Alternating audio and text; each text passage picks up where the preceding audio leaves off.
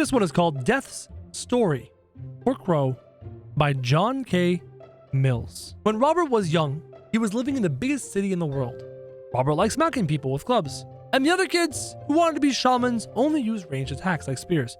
Because of this, Robert always got bullied. I, for one, feel bad for Robert. I'm always the kind of guy who likes to be different, who feels very different. I don't mind being different. I have been different my whole life, and I sympathize with Robert here, who is about to be destroyed with a whole lot of spears. That's not even fair. One day, when Robert was walking home, he met a stone thrower named Luke and a powerful fighter named Crow.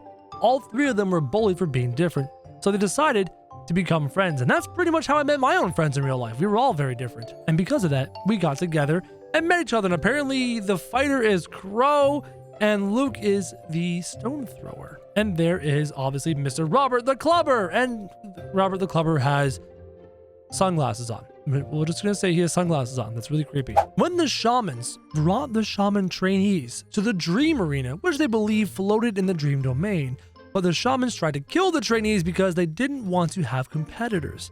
Luckily, Luke was able to make the mammoth they were meant to fight attack the shamans. So Luke is that stone thrower over there with the club. Oh, there's actually all three. Luke, Robert, and Crow. They're all over here. And they didn't want to actually fight, so they actually took control of the mammoth and used the mammoth to take care of the shamans here in the dream domain. Very interesting. As the mammoth just stomps and tramples all the blue units, the chieftain, and a handful of reds. A little bit of friendly fire. Nothing wrong with some friendly fire. It happens in war. I'm sorry. After killing the shamans, the trainees started attacking each other. And in a flash of light, Luke transformed into a shaman. Some of the trainees tried to kill us, some didn't notice, and just kept fighting people who were trying to kill them, and some felt loyal towards their new shaman. So Luke turned from stone thrower into shaman. We still have Crow, and we still have the lovely hero of our story right over here. And now all of the trainees are fighting each other, very much like Hunger Games style. Very rude, very gross, very obtuse. Obtuse is how the word you would use. Regardless, not cool. It's not cool. Though, I gotta say, that's just a tiny little scratch on the forearm. That would not kill you. Luke was able to use his power to bring us to the real world, but something was wrong. The world was cold and icy, and in front of us were a couple of mammoths, which we killed. So we have our one mammoth, we have our heroes, we have the trainees that survived, but we're now facing a couple of mammoths. Luckily, I won't need to use my god powers here, as I think that these armies will be able to deal with it, even though they're getting kind of run over by the mammoth. You think the mammoth would like charge them and like use their bulk? Oh no, that will do it. That will do it. Knock all those units to the ground. That's a good job. All the melee units are destroyed. A couple of chieftains, Chieftain Crow. We've got our lovely Luke, the shaman, with his shaman powers coming in to go whoopah. I said to go whoopah. Mr. Shaman, you're gonna use shaman powers? You use shaman powers anytime now. There you go. There's the wubba I was talking about, and the mammoth has been destroyed thanks to the spears and stones of all of our teammates. Crow, Luke, and I got lost in the woods. The rest of the tribe set out of the tribal lands. When they got there, a bunch of hairy short people attacked them, killing them all. So our trainees are now about to be overrun by a bunch of hairy short people, whether they're wearing hay for clothes or wearing normal clothes. And all of our trainees, all the friends that we escaped the dream domain with, that we basically survived the Hunger Games with, are now being overrun by a bunch of midgets. It's really unfair and very unfortunate. Where's our heroes?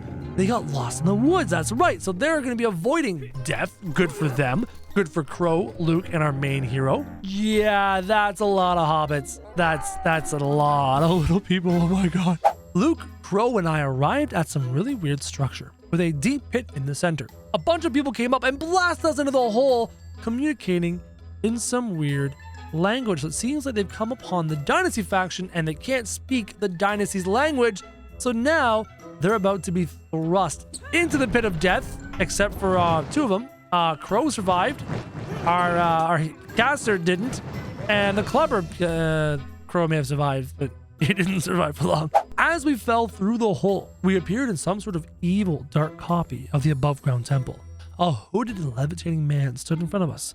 Somehow, I knew he was the Griffin Reaper. Griffin Reaper turned around and destroyed some rebelling souls. Hold on. It is not the Griffin Reaper.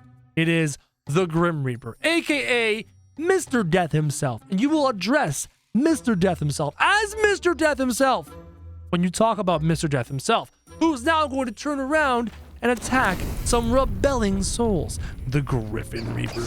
Do you see any wings on this guy? Well, there are some tentacles. I guess those are kind of like wings. Kind of like Griffin's wings. The Griffin Reaper. It is Mr. Death himself, and you will treat him and show him the respect his title deserves. While we were walking, a bunch of angry spirits attacked Mr. Death himself, exploding him. After they killed Mr. Death himself, they all seemed pretty chill. And this army's filled with a boatload of cupids, some sword casters, some candle heads, some archers. Mr. Death himself is just about to fall madly in love. Look how many arrows are inside Mr. Death himself. Are you kidding me? He's just madly in love with himself. He's madly in love with his own tentacles. He's just madly in love. There's way too many cupids. How there are so many cupids, I have no idea. And he was destroyed temporarily. After Mr. Death himself died, we teleported back to the real world. A huge group of weirdly dressed people attacked us, taking us prisoner. Oh look, it's King Philip's armies. Who would have thought that King Philip would be involved? And a catapult, and a catapult, and a charge of all the knights. Oh, that did not look nice at all. A couple of years later, Crow stole some armor and got us to sneak away on a boat, bringing us to a city where the local police confronted us. Wow, a couple of years have passed. They were in captivity for some time, but luckily Crow was able to steal some armor, pretend to be one of the enemy, and sneak out with our friends. And they got this far until the police arrived. Luckily, Crow, using his brand new armor, is able to completely destroy a handful of hoplites. What are the hoplites gonna do tonight, Crow? That's right, nothing. While we were trying to get back home, I suddenly felt like something else was controlling my body. Kill me, I told Luke and Crow. For some reason they did, but I noticed their eyes didn't look quite right. What is going on? So all of a sudden our main hero, our new hero, wants to die, and there's something controlling the Crow Knight and the Shaman. What's happening here? I awoke in the underworld with a couple of helpful skeletons around me. I saw Griffin Reaper's cousin, Drake, trying to run the underworld. I decided he wasn't qualified for the job. I forgot that this is the story of Mr. Death himself. So the current Reaper is not Mr. Death himself. The current Reaper is actually named Griffin Reaper. So Griffin Reaper was the Reaper before Mr. Death himself, and this is how Mr. Death becomes the leader of the undead realm as we delete this vampire who just killed our hero. But luckily, he's gonna turn into Mr. Death himself. It's fine. After killing Drake, I felt strange. A cloak attached itself to me. A scythe appeared in my hands. I floated above the ground and all of my skin dissolved. I hit a group of skeletons before me, blasted them to pieces. A swordcaster that I've been watching said, "How can I help you, Mr.?" He said, asking for any answer. "Death. Mr. Death," I said, smiling. "I am General Phantom, sir," the swordcaster said. "Keep this place safe," I replied, then willing myself to the above ground at the escaped souls. Mr. Death himself is born, his servants destroyed, and there is General Phantom. That's cool. I appeared back in the real world on a farm. In front of me was a horde of mismatched people, me and my armies and all of their souls. Back to the underworld as Mr. Death himself, his first foray into the real world, moves in and slices and slaughters all these innocent blue people because he is Mr. Death himself with General Phantom at his back and the Soul Keeper. Never forget the Soul Keeper. Mr. Death himself just completely dominated the blue units. A disgusting display of power. One of my favorite units of all time. Mr. Death himself is victorious. While Crow and Luke were traveling, the king's army that had years before captured them attacked them. The army killed Crow and Luke, but later when I searched for the souls to revive them, nothing was there. So King Philip is here, and he's got his army. He has his healers, he has his archers, his catapults, his full army, and Luke and Crow are here as well, and they're about to die. But they're not just going to die temporarily. No, their souls go completely missing. What happened to their souls? Was it something to do with that weird look in their eyes that we had before? After hearing of Crow and Luke's death, I was enraged. I came to the real world and destroyed the king's army, giving him a curse that made it impossible to kill, so he would live forever. but never be able to kill his enemies and never be able to rule his kingdom well.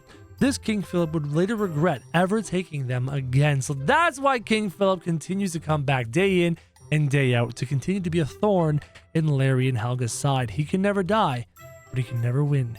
What a terrible curse for any king. And now this is the first example of that curse as the giant undead army begins its decimating destruction of King Philip's army. All these ranged attacks, candle heads, vampires, fire archers, pumpkin catapults, sword casters, all sorts of ranged damage pummeling the front line of knights, doing an inordinate amount of damage, vampires causing huge confusion, and Mr. Death himself wading into the middle of all of it, ready to slice and dice with his powerful scythe. That rhymed. I feel very proud of that rhyme. As a vampire gloms onto Mr. King Philip.